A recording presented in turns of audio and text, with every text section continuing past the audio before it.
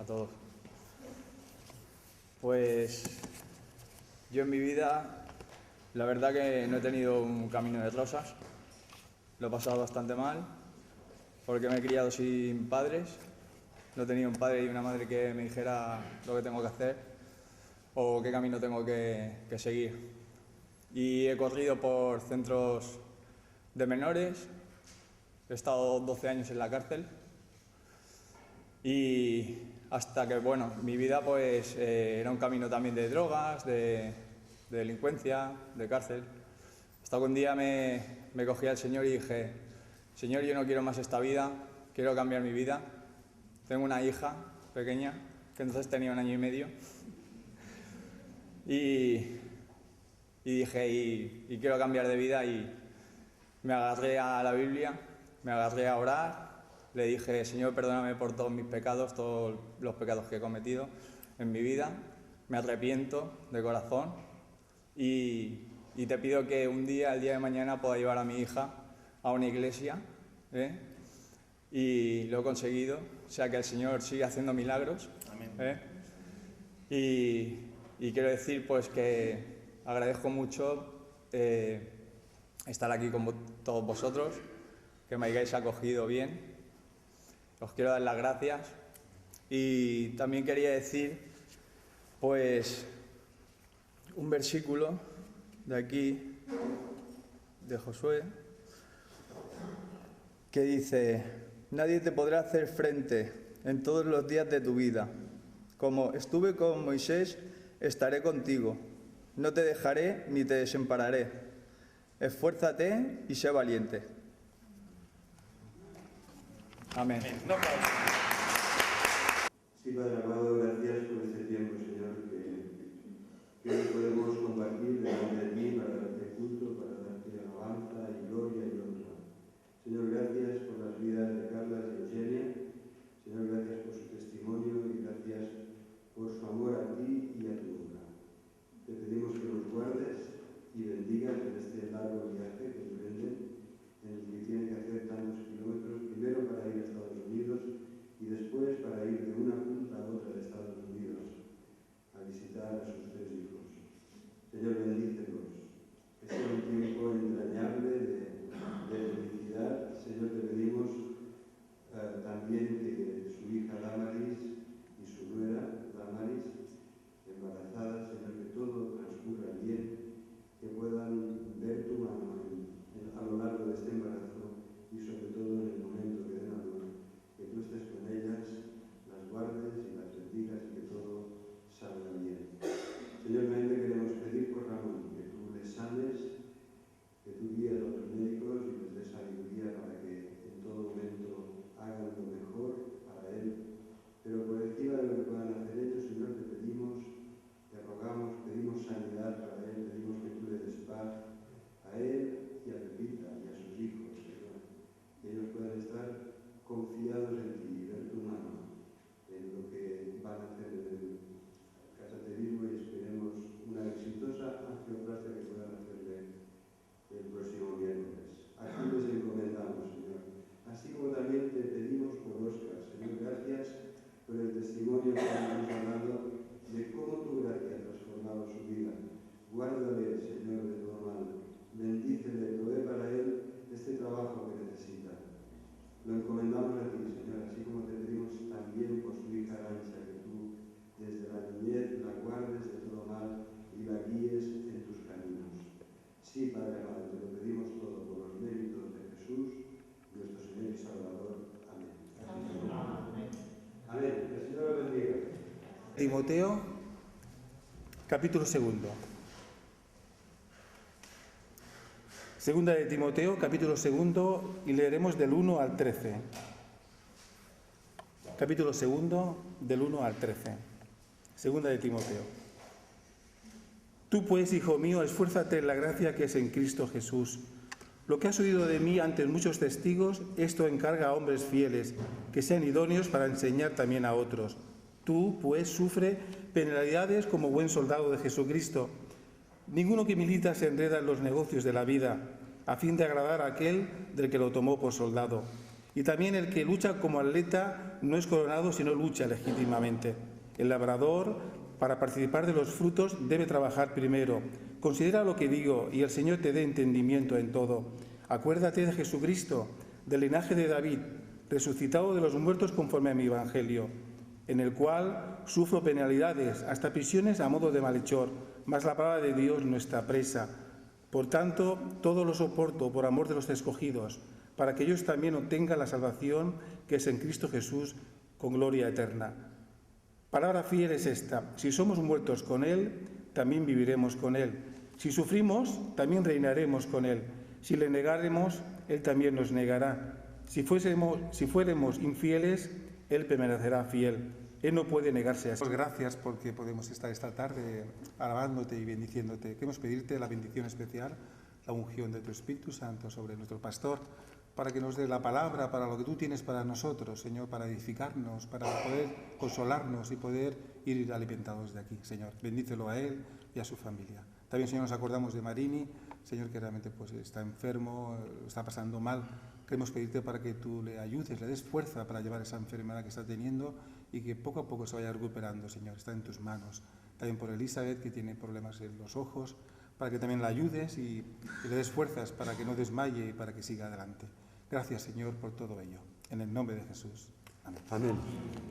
Ahora a compartir la palabra de Dios, porque se trata de eso, se trata de ver lo que la palabra de Dios nos dice para nosotros esta tarde, y lo vamos a hacer basados en la lectura que ha hecho José en la segunda carta de Timoteo, capítulo 2.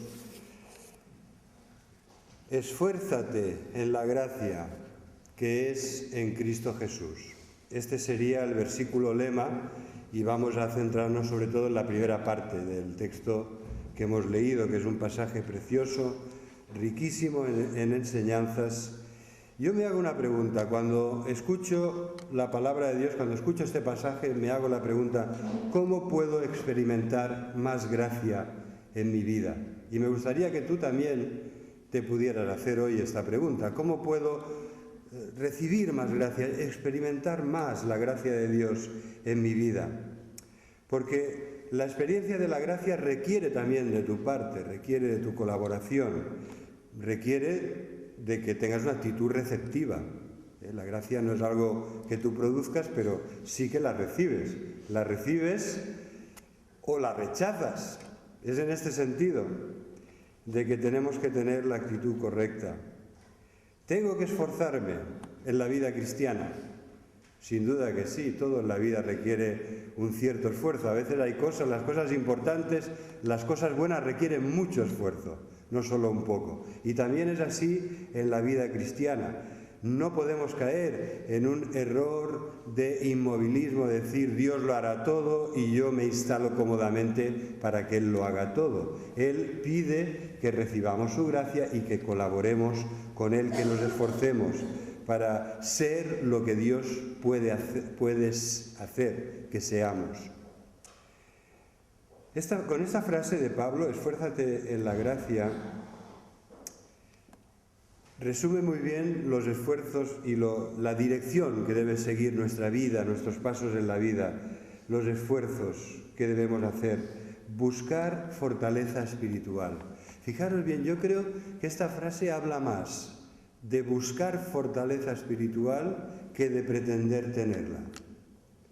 Habla más de confiar que Dios te la dará que de hacer un alarde de la fortaleza espiritual que ya tenemos. Conocer, disfrutar y vivir lo que Dios nos ha dado en Cristo. Esto es lo que debemos procurar. En esa dirección debemos avanzar, porque de ahí recibiremos de Él, de Jesús, sí recibiremos gracia sobre gracia, gracia y más gracia. Por eso el domingo pasado, no este pasado, sino hace 15 días, hablábamos de crecer en la gracia, que es un mandamiento. Crecer es un mandamiento del Señor. No podemos quedarnos estáticos, no podemos caer en el inmovilismo, debemos crecer. Por eso el Señor nos exhorta: creced, esforzaos y creced en la gracia que es en Cristo Jesús. en la gracia y en el conocimiento de Cristo Jesús. ¿Sabéis por qué? Porque todas las bendiciones espirituales nos han sido dadas en Él. Entonces, en la medida que le conozcas, que le ames, que estés cerca de Él, que vivas en comunión con Él, que tu vida sea una vida de oración a Él, en esa medida crecerás en la gracia y en el conocimiento. Siempre está todo en nuestra vida relacionado, íntimamente vinculado a nuestra relación con Cristo. Vivir la vida cristiana sin Cristo y sin el poder de su Espíritu es imposible. Solo Cristo nos puede dar la vida abundante en la que hay paz y gozo y amor. Solo Él nos la puede dar. Si nosotros intentamos vivir así, sin el poder de Dios que nos transforma, solo conseguiremos una triste imitación. Y al final nos acabaremos desanimando, desgastando y desanimando mucho. ¿Cuáles son los ejemplos? Me gustaría que, en relación con la pregunta inicial de cómo crecer, cómo experimentar más gracia en nuestras vidas, también nos hagamos esta. ¿Cuáles son los ejemplos que debemos seguir para ir en la buena dirección, para recibir fortaleza espiritual y crecer en la gracia? ¿Sabes? No puedes poner el carro delante del caballo, porque el caballo cuando quiere avanzar se da con el carro y no avanza. En cambio, si lo colocas detrás, el caballo tira del carro y todo va bien, ¿no? Puedes dirigir con la fuerza del caballo, puedes desplazarte. Pero no podemos hacerlo al revés. Antes de esforzarnos en la gracia, tienes que recibir fortaleza espiritual. ¿Sabéis? Pablo, cuando habla de la guerra espiritual, y este pasaje de hoy también nos habla de guerra espiritual, cuando nos habla de esto, Pablo dice, fortaleceos en el Señor. La fuerza no la vas a encontrar mirando dentro de ti. La fuerza no la vas a aumentar yendo mucho al gimnasio y haciendo una dieta proteínica muy buena para coger musculatura. La fuerza espiritual solo la puedes recibir en el Señor. La fuerza, antes de poderte esforzar en la gracia, tienes que recibir fortaleza espiritual. Muchas traducciones lo hacen así. Por ejemplo, os voy a leer una del comentarista Barclay que dice: en cuanto a ti, mi querido hijo, encuentra tu fuerza en la gracia. Encuentra tu fuerza, busca tus fuerzas espirituales en la gracia. Otra traducción decía: recibe fuerza espiritual apoyándote en la gracia. ¿Verdad? Antes de tener esta fortaleza espiritual que nos es dada, como todo en la vida cristiana, por pura gracia, antes de esto no te puedes esforzar. ¿Cómo te vas a esforzar si no tienes fuerza? La fuerza la vamos a buscar a la fuente inagotable de poder que es Jesús, que es el trono de su gracia y que es la presencia del Espíritu Santo en nosotros.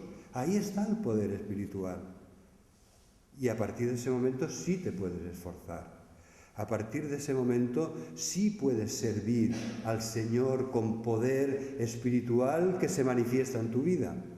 Pero es a partir del momento que has ido a la fuente inagotable que es Cristo, no antes. No, algunos entienden, comparando con el mundo, piensan que en la Iglesia podemos recibir autoridad para mandar. Y esto no es así. En la Iglesia recibimos poder espiritual, fuerza espiritual para servir. Es muy diferente, ¿verdad? ¿Verdad que hay unos matices que son muy importantes y hay mucha diferencia? Yo quiero autoridad para mandar, esto lo busca la gente del mundo. Yo busco poder espiritual para servir, esto lo buscan los cristianos. No te preocupes de la autoridad, busca poder espiritual para servir. Y esto es de lo que nos habla este pasaje. La palabra esfuérzate en la gracia es una forma verbal de dunamis, de donde viene nuestra palabra dinamita, de donde viene nuestra palabra castellana dinámico, algo que tiene fuerza y movimiento. Y entonces este verbo, esfuérzate, en realidad es, como traduce muy bien este comentarista, busca tu fuerza en la gracia. Apóyate en la gracia para ser fuerte.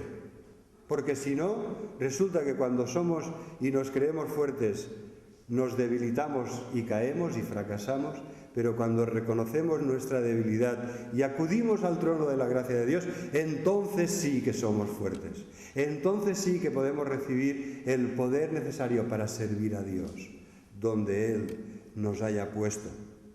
Así que vamos a ver hoy una serie de ejemplos espirituales para que los podamos seguir. El primero de estos ejemplos que debo seguir es el de enseñar como lo hacía el Maestro, como lo hacía Jesús.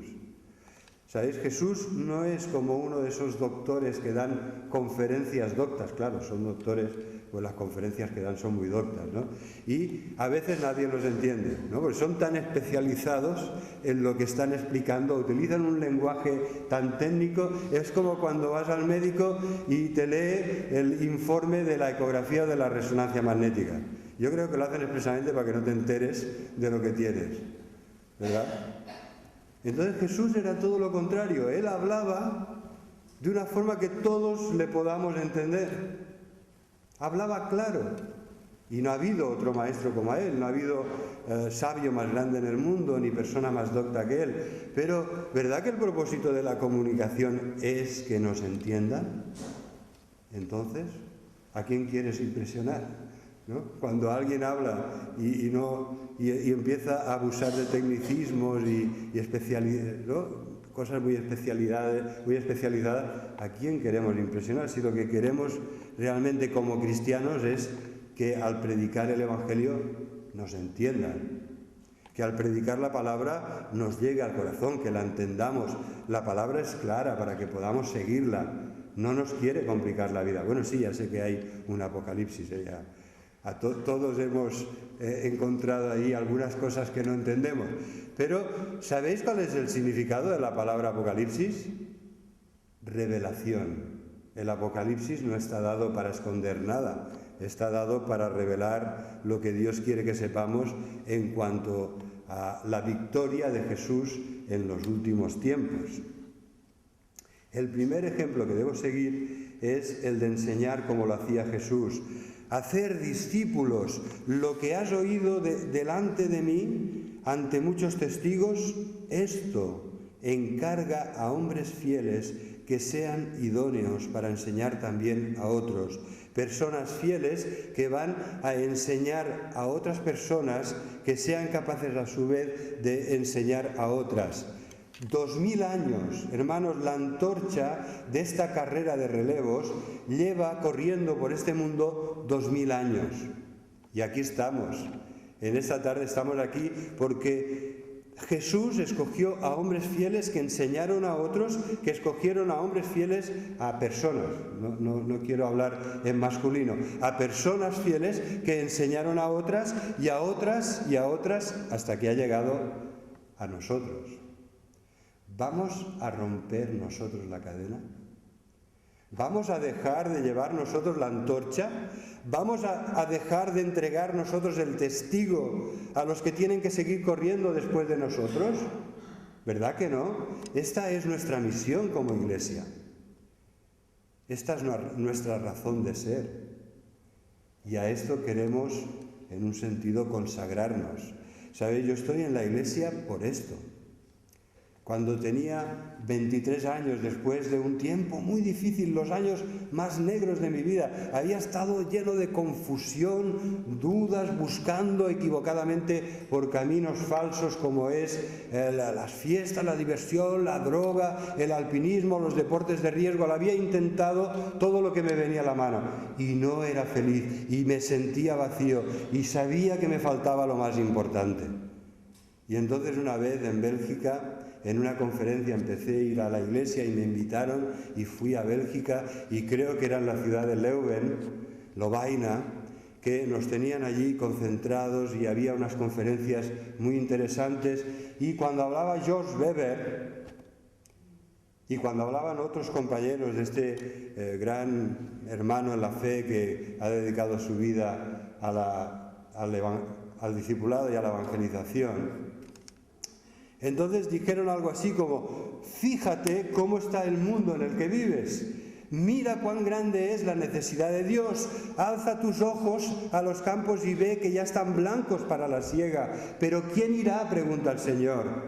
¿Quién predicará? ¿Quién se dedicará a hacer la labor de la predicación del Evangelio? Y en aquel momento lanzaron el reto y dijeron: si hay alguien que siente que Dios le está hablando al corazón y que quiere colaborar en esta gran labor de llevar el Evangelio a toda criatura y hacer discípulos a todas las naciones, que se levante. No me acuerdo me parece que dijeron que se levante y que levante la mano. Y yo, que soy muy tímido, no sé por qué, es como si alguien me hubiera cogido y me levantaron y levanté la mano, y creo que las levanté las dos, ¿verdad? Y aquí estoy, hermanos. Dios es fiel. Aunque nosotros fuéramos infieles, Él permanece fiel. Él seguro que se tomó más en serio que yo mismo lo que hice. Y poco tiempo después ya estaba en una escuela bíblica. Y nunca se me había pasado por la cabeza ser pastor. Nunca. ¿Qué va? Lo único que quería era conocer mejor la palabra, en la que había creído. Había descubierto una mina de oro, había descubierto una luz brillante que me atraía. Yo quería estudiar la palabra, no tenía otros planes. Pero Dios sí los tiene. Los tenía para mí y los tiene para ti. Los tiene para Óscar, que ha compartido hoy su testimonio. Los tiene también para ti, para Manuel, los tiene para Dan, los tiene, ¿verdad? Pero estoy hablando aquí a los amigos que sé que no se van a enfadar, pero en un sentido podría decir todos vuestros nombres, porque no tenéis por qué enfadaros. Seguro que eres consciente de que Dios tiene un plan y que ese plan es lo mejor para ti, con diferencia. Y a veces tenemos que pasar horas de rodillas y tenemos que orar y tenemos que ayunar y tenemos que leer y releer y orar e insistir para que Dios nos diga qué quiere. Y te aseguro que Él te lo va a decir, que Él quiere decírtelo. Lo que a veces se asegura de que tú quieras oírlo, ¿verdad? Y por eso deja que insistas y deja que pase un tiempo, pero Él quiere decírtelo. Él te lo dice cada vez que abres la Biblia. El Señor te está diciendo lo que quiere de ti y lo que quiere de mí. Así que lo primero que quiere es que no rompamos esta cadena de personas fieles que transmiten la palabra de Dios. Id, dice Jesús, id y haced discípulos, ¿verdad? Pero como nosotros esperamos que vengan, mirad como todavía quedan unas cuantas sillas vacías para que alguien venga y escuche la palabra, ¿no? Acordaos todos los domingos cuando entréis y veáis tantas sillas vacías, vamos a pensar y vamos a orar y vamos a decir: Señor, guíame a una persona que necesita estar aquí y alabarte y adorarte y escuchar tu palabra.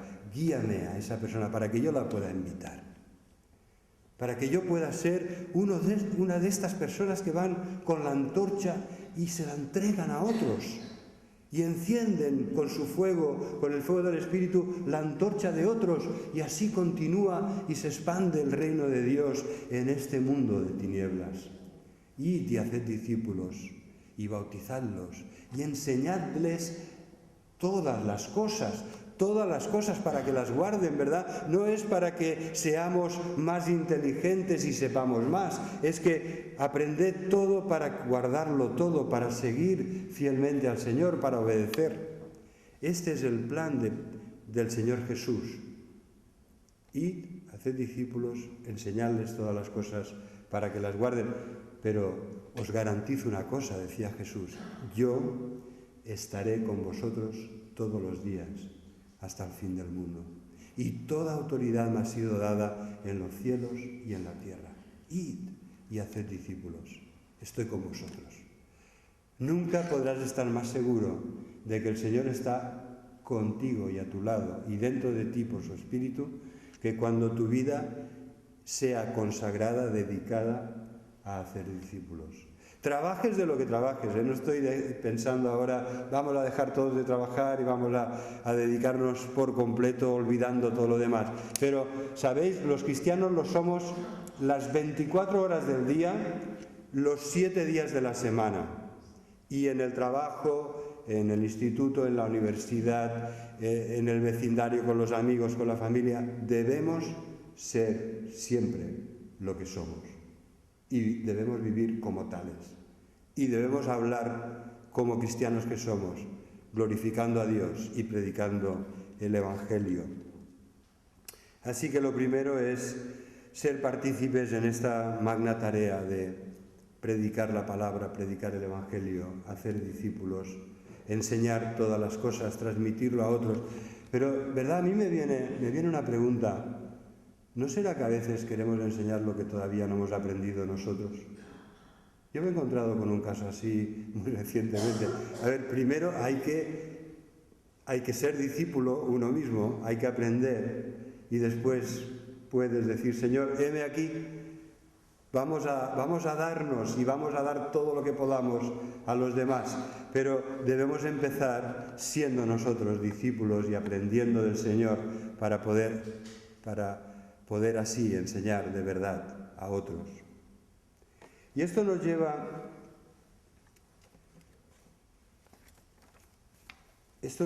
al segundo ejemplo que debemos seguir. Debemos luchar la buena batalla como soldados de Cristo. ¿Verdad? Yo cogí un poco de aversión. Yo me pasé más de un año haciendo el servicio militar, que era obligatorio en aquella época. Me pasé un año en África, en Ceuta, en un régimen semiprofesional del ejército español, que es la Legión, y lo aborrecí. La verdad es que no me veo, Todavía no me explico qué hacía yo allí. Bueno, ya sé por qué fui allí, lo sé. Me acuerdo muy claramente cuáles fueron las razones equivocadas por las que fui allí, pero os aseguro que ahora no iría. Y entonces esto, la verdad que cuando veo esto, pues a mí como aquello me produjo urticaria, a veces también reacciono mal cuando veo estos términos militares o himnos militares, que cantamos marchas militares. Pero bueno, reconozco que no debe ser así. Esto es una clara enseñanza de la palabra de Dios. Somos soldados, no del ejército español, sino de Cristo. Somos soldados del Señor. Esto es una guerra espiritual y no podemos obviarla. No podemos hacer como la avestruz que esconde su cabeza, ¿verdad? Y dice, no hay peligro. Si ahí tienes el peligro no se va porque escondamos nuestra cabeza. Y estamos en una guerra espiritual muy real. Es espiritual. Quizá no lo vas a ver, no vas a ver a tu enemigo, que son los espíritus de maldad que obran en los hijos de desobediencia, no los vas a ver, pero sí vas a sentir su presencia, sí vas a ver sus acciones, sí podrás y vas a tener que defenderte y vas a sufrir sus ataques. Y en la medida que estés en primera línea, ¿verdad, José? Que en medida que estás en primera línea de batalla, en lugares difíciles, donde el Señor quiere abrir brecha, en lugares donde hay muchas tinieblas, más. Los misioneros, ¿no pensáis que los misioneros, los valientes misioneros, que en vez de ir a las ciudades de la costa de la bonita, preciosa costa española que tiene miles de kilómetros, ¿no? Si se van al otro lado del Mediterráneo, donde están los regímenes islámicos, ¿no pensáis que allí se siente mucho más tanto el ataque del enemigo como la protección del Señor a nuestro alrededor, que envía su ángel para que nos defienda? Es así, hermanos. Muchas de las cosas que leemos en la Biblia, nosotros no las hemos experimentado en el mismo grado, porque estamos muy acomodados, porque estamos en un país muy seguro, muy tolerante, que además se inspira desde hace cientos y miles de años en la tradición cristiana.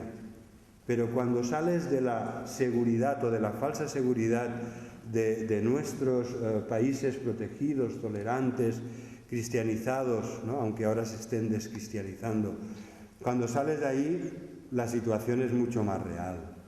Estamos en una guerra espiritual y por predicar el Evangelio en muchos lugares te juegas la vida y te van a perseguir a muerte. Y entonces esto hace que los cristianos que lo son allí sean muy genuinos, ¿verdad? Los que no son genuinos, los que no son auténticamente cristianos, no aguantan la presión de esa espada de Damocles que te pende sobre la cabeza y que en cualquier momento te puede matar. No aguantan esa presión. Los que lo son y predican el Evangelio con fidelidad y con valentía y pueden experimentar la presencia, la consolación y el poder de Dios en otra medida que lo hacemos nosotros. Con esto quiero decir de que a veces porque no lo hemos experimentado nosotros pensamos que no es real y no te engañes a ti mismo, esto no es así. Hay muchas bendiciones que no hemos experimentado que Dios da abundantemente y hay mucho poder del Señor que puede ser tuyo también si tú estás dispuesto a hacer lo que el Señor te pida y lo que Él te mande y ir donde Él te envíe. ¿Sabéis? Lo que pasa que a veces precisamente para conservar la comodidad y la seguridad pues hemos renunciado a experiencias espirituales maravillosas que el Señor nos podría haber dado. Bueno, este fue mi caso, cuando el Señor me hablaba estando yo en Ceuta y yo me sentía como una oveja en medio de lobos. Estaba aterrorizado. Digo, como se enteren de que soy cristiano y me preguntaban, bueno, ¿y tú ahora por qué ya no fumas droga como antes? Y yo, bueno, estaba ahí solo, no conocía a ningún otro cristiano.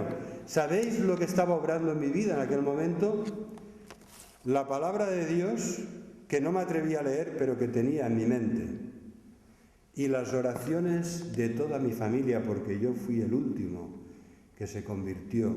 Las oraciones de toda mi familia que llegaban, ¿no?, 1000 kilómetros mar allá, llegaban poderosamente a Ceuta. Las oraciones de mi madre, que estaba preocupadísima por sus hijos y por mí, ¿no? Pues entre sus hijos, por mí especialmente, que me veía mal encaminado, ¿no? Entonces, eso es así, hermanos. Hay un poder espiritual que a veces no nos atrevemos a experimentar, porque yo en aquellos momentos, lo confieso, yo tenía miedo, porque yo no sabía ni que me había convertido. Es que el Señor me estaba llamando, el Señor estaba testificándome, el Espíritu me estaba sacando de donde estaba, yo ya estaba empezando a dejar las cosas que veía que me perjudicaban, pero todavía no me atrevía a dar testimonio, porque tenía miedo. ¿No os ha pasado a vosotros eso? De que a veces tienes miedo de que se burlen de ti, o tienes miedo de que tomen represalias en el trabajo o los compañeros de estudios en la universidad o en el instituto. Tienes miedo y no te atreves. Y eso nos hace perder muchas bendiciones. Sé pues, le dice Pablo a Timoteo, tú pues sufre penalidades como buen soldado de Jesucristo. Ninguno que milita, ninguno que es soldado y está en el ejército se enreda en los negocios de la vida a fin de agradar a aquel que lo tomó por soldado. Dos cosas muy importantes. Debemos ser como soldados obedientes. Debemos ser fieles y obedientes. Debemos ser humildes. ¿Verdad? La humildad se expresa en eso, en someterte a la autoridad de Dios en tu vida, someternos a la autoridad de Jesús y ser humildes y ser obedientes. En esto radica una de las claves más importantes para que la gracia de Dios se manifieste en tu vida. ¿En qué versículos estoy pensando? De que Dios bendice a unos, pero en cambio confronta y en ese sentido hace caer de su pedestal a los que son orgullosos y soberbios. ¿Os acordáis de estos versículos? ¿Verdad que sí? Que son versículos muy importantes. ¿Quién se acuerda y me los puede refrescarnos la memoria?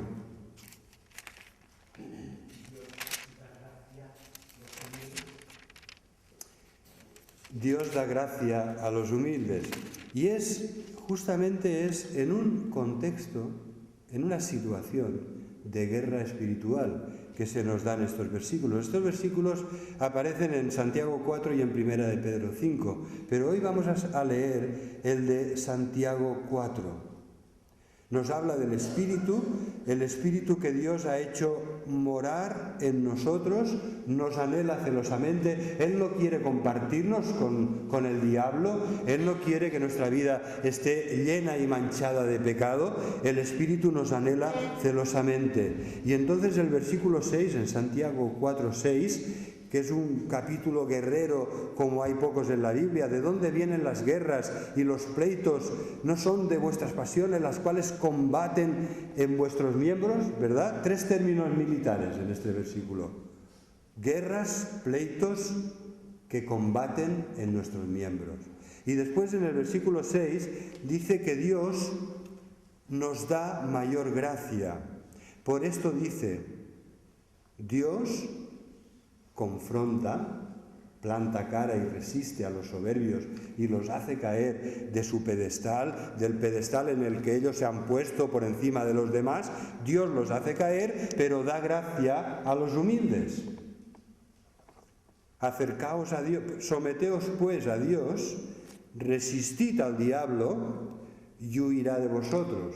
Resistir es, de nuevo, es un término militar, quiere decir estar plantado en un lugar y defenderse. ¿Sabes? Es el término que se aplica cuando un soldado debe defender una posición ante los ataques del enemigo.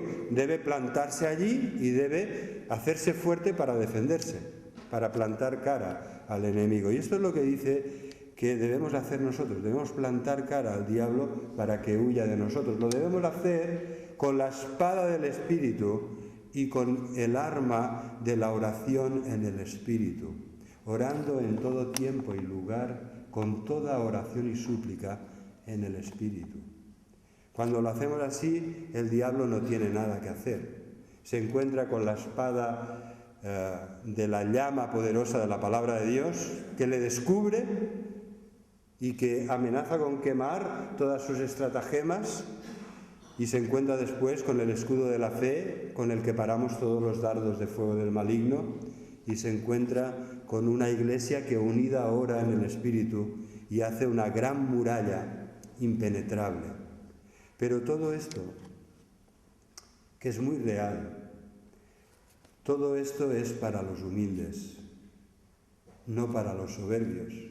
A los soberbios Dios resiste de la misma forma, es la misma palabra que dice que tú debes defenderte del maligno. Pues Dios en ese sentido planta cara y confronta a los soberbios para hacerlos caer de su falsa seguridad, de su falsa superioridad. Pero Dios da gracia y más gracia a los humildes.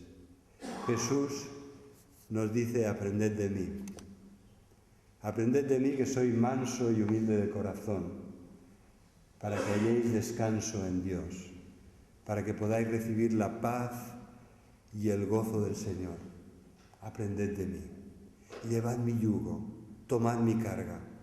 ¿Verdad? Llevar el yugo quiere decir que Él va a llevarnos a nosotros cuando no podamos más, cuando ya no tengamos fuerzas, cuando no podamos seguir luchando. Si estamos en el yugo con Jesús, Él aguantará. Él sí resistirá, Él sí podrá seguir avanzando y llevándote hacia donde Dios quiere que estés. Bueno, esto nos plantea una pregunta que yo sé que todos sabéis, ¿no? Pero que debemos hacernos. ¿Qué caracteriza mi vida? ¿El orgullo o la humildad? ¿La soberbia o la mansedumbre? ¿Qué caracteriza mi vida? ¿Voy a confiar en el Señor? ¿Voy a dejar que Él abra camino, que Él me guíe en sus sendas? ¿Que Él me enseñe a ser manso y humilde? ¿Que Él dome la soberbia que hay en mi vida y que pueda tomar las riendas de mi vida? Porque esta es la enseñanza cuando dice, sufre penalidades, ¿verdad? Debemos someternos al Señor y estar dispuestos a sufrir por Él. No todo es fácil. La vida cristiana no es ninguna vida, ¿verdad? Y la vida cristiana tampoco es un camino de rosas. Está lleno de dificultades, a veces hay espinas y debemos seguir adelante con la ayuda del Señor. No debemos enredarnos en las cosas de este mundo. De este mundo puedes disfrutar de todo con acción de gracias, de todo lo bueno y de nada de lo malo.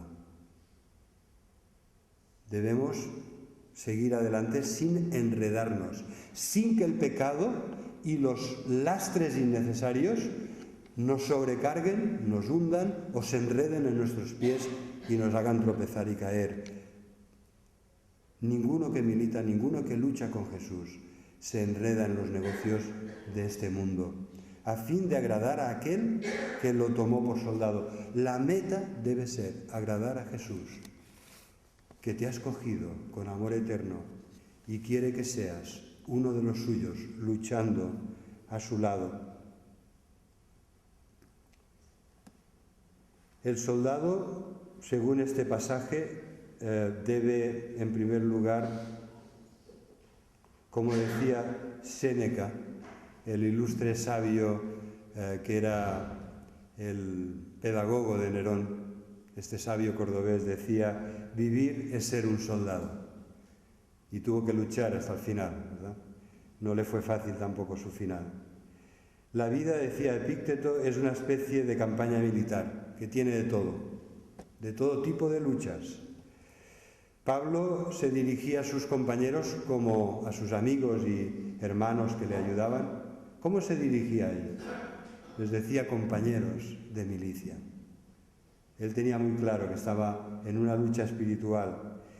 Y entonces la enseñanza de este pasaje es que debemos dedicarnos al Señor, debemos consagrarnos a Él para agradarle, debemos obedecerle, debemos estar dispuestos al sacrificio, porque a veces hay que soportar sufrimientos y penalidades. Sabéis, el que es fiel, y sobre todo debemos ser fieles, debemos ser leales a aquel que nos ha amado y ha muerto por nosotros para salvarnos. Y como os decía, el que es fiel en lo poco, en lo mucho le pondré. El Señor me dio una de las grandes lecciones de las que he aprendido, seguramente he aprendido mucho de ese tiempo difícil de mi vida. Cuando todavía era joven y empezaba con mi ministerio pastoral, se me planteó un dilema. A los 5 años de ser pastor en una iglesia, se me planteó un gran dilema. Una opción era ir a una iglesia muy grande como pastor, y en esa iglesia yo hubiera sido uno de los pastores titulares, en una iglesia pues que ahora es la iglesia más grande de Tarrasa. Enorme, con muchísima juventud, muchísimo potencial, una guardería abierta toda la semana, salas, dependencias, en fin, una maravilla de iglesia, gloria a Dios. Ese era mi dilema. Yo podía estar allí como pastor o podía continuar en una pequeña iglesia donde casi no había jóvenes y la membresía había quedado muy, muy reducida, porque la mayoría de jóvenes se fueron a esa iglesia donde me ofrecían a mí también el pastorado. Entonces era un gran dilema. En aquel momento Eva estaba embarazada de Marta, aquí presente. O sea, con esto quiero decir que teníamos 4 pequeños así, en 6 años, los 4 pequeños y Marta, que iban a nacer en cuestión de pocos meses, ¿no? Fue un gran dilema. Al final, mi decisión fue quedarme en la iglesia, en esa pequeña iglesia, 3 años más, porque entendí que eso era lo que pedía el Señor de mí. Él me pedía que fuera fiel en lo poco y que no me dejara seducir por todo lo demás, que era aparentemente mucho mejor, mucho más atractivo. A los 3 años el Señor nos llevó a una iglesia que era 10 veces mayor, donde había cientos de jóvenes y de niños. No exagero, había más de 100 jóvenes y niños. O sea que estábamos muy felices con nuestros cuatro pequeños en una iglesia donde tenían muchos amiguitos, muchas amiguitas, ¿verdad? El Señor, cuando eres fiel en lo poco, después Él tiene otras cosas preparadas. Y lo que realmente cuenta es que al final no cuentan lo que sea más atractivo, lo que aparentemente es mejor, lo que sea más grande, eso no cuenta. Lo que realmente cuenta, queridos hermanos, al final de nuestra vida, es que el Señor te diga, bien, bien, Ferran, o bien, Billy, ¿no? Bien, José, en lo poco has sido fiel, en lo mucho te pondré. Bien, buen siervo y fiel, en lo poco has sido fiel, en lo mucho te pondré. Esto es lo único que debe importarnos. Que el Señor nos acoja en su seno, en su gloria, y que entremos allí con la satisfacción de haber sido fieles, sirviendo al Señor. Sirviendo al Señor, predicando el Evangelio y haciendo discípulos, sirviendo al Señor como soldados de Cristo, sirviendo al Señor como personas que compiten y se esfuerzan en ganar para la gloria de Dios, en ganar a otro más para Cristo, como personas que van como los labradores, que van a trabajar de sol a sol, que van a trabajar intensamente, que van a trabajar esforzadamente hasta el cansancio y a veces el agotamiento, pero con la esperanza de que la siembra, ¿verdad? La siembra será grande. Y la siembra, esa gran siembra que va a ser una gran cosecha, muchas veces, hermanos, no la vemos aquí. No la vemos aquí. Hay mucho más fruto del que vemos. En la obra de Dios, créeme que es así, hay mucho más fruto del que vemos. Hay mucho más fruto del que vemos esta tarde en la iglesia. Hay mucho más. Para la gloria de Dios y por su gracia hay mucho más fruto. Y con esta esperanza debemos labrar la tierra, sembrar la preciosa semilla y esperar que en el día de la cosecha lo que hemos sembrado con lágrimas, después con gran alegría veremos el fruto y podremos participar de esa gran cosecha. Dime, por favor, piensa en algo que te producirá suma satisfacción cuando ya hayas luchado todas tus batallas, hayas corrido la carrera, hayas conservado tu fe y estés en la presencia del Señor que te ha dicho, bien, buen siervo, fiel, entra en la presencia del Señor. ¿Qué es lo que te dará la mayor satisfacción que podrás tener en ese momento? ¿Cuál será tu corona de gloria en ese momento? Piensa. ¿No será que veas allí a tus hijos pródigos contigo? ¿No será que veas allí que están todos tus hermanos y hermanas de la iglesia? ¿No? Si ya éramos felices en el retiro que nos parecía como un pedacito de cielo, imaginaros en el cielo.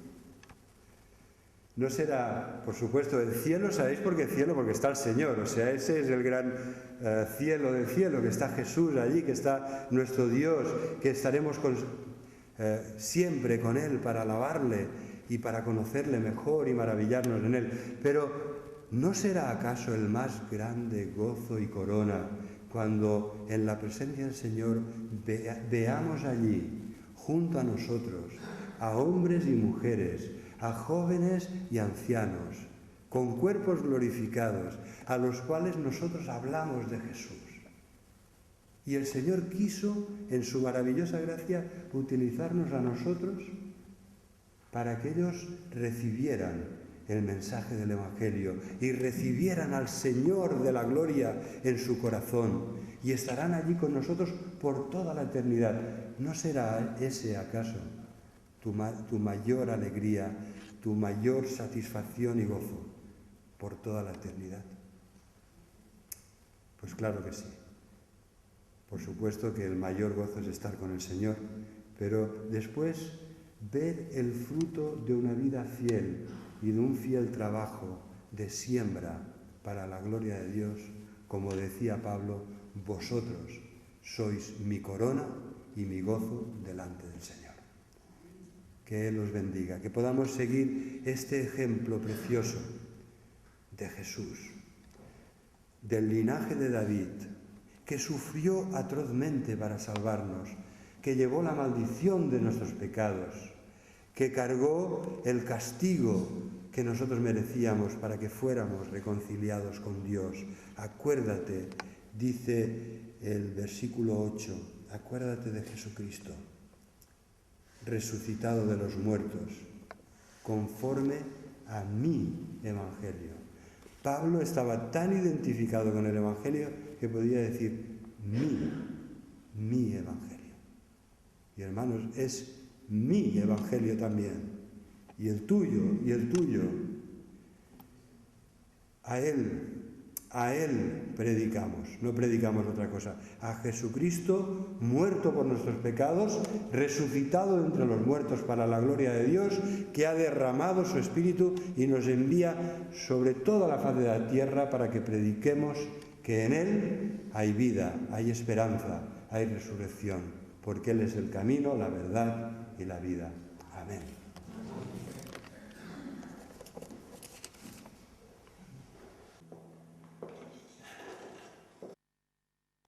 Poco a poco iré puliendo. Dice así.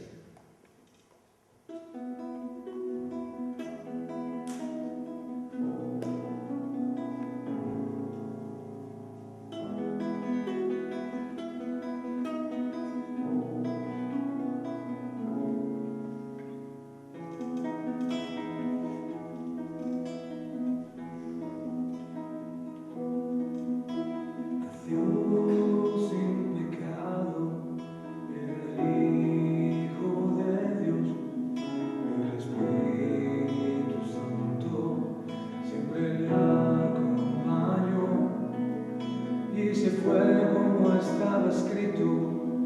Él sabía su final, él vivió para dar sentido, regalarnos la eternidad. En una tumba vacía tenemos nuestra fe. Los apóstoles y toda la gente creyeron